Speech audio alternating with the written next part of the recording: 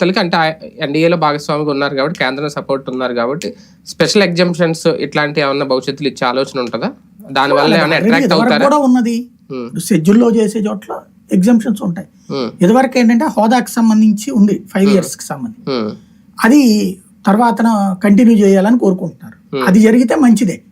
ఇప్పుడు అప్పట్లో చంద్రబాబు గారు ఉన్నప్పుడు వచ్చినటువంటి ఇండస్ట్రీస్ లో కియా వచ్చింది కూడా ఆ కారణం మీదనే, వెనుకబడిన జిల్లాలకి ఇచ్చేటటువంటి ట్యాక్స్ ఎగ్జామ్షన్ ఉంది కాబట్టి. అది కనుక తేగలిగితే అద్భుతమైనటువంటి మార్పు ఉంటుంది. బెనిఫిట్స్ కూడా అంతే, ఖచ్చితంగా అది కావాలి కూడా, అది చేయగలుగుతారు. అంటే దానికి దీనికి సంబంధం లేదు. జగన్ ని రాజకీయంతం చేయాలన్నటువంటి సహజంగా ఆయనకు ఉండేటటువంటి ముందు రాజశేఖర రెడ్డి ఏమన్నా ఎదిగేలా చూద్దాం అనుకున్నారా? తన ప్రత్యర్థులు నాశనం అవ్వాలని కోరుకుంటారు. ఇంతకుముందు కాంగ్రెస్ పార్టీ నాశనం అవ్వాలని కోరుకున్నారు, బీజేపీ నాశనం అవ్వాలని కోరుకున్నారు, అట్లాగే జగన్ నాశనం అవ్వాలని కోరుకుంటారు. కోరుకున్నంత మాత్రం వాళ్ళందరూ కాంగ్రెస్ ఏమైపోయింది, బీజేపీ ఏమైపోయింది, జగన్ ఏమవుతాడు? చూద్దాం మొత్తానికి.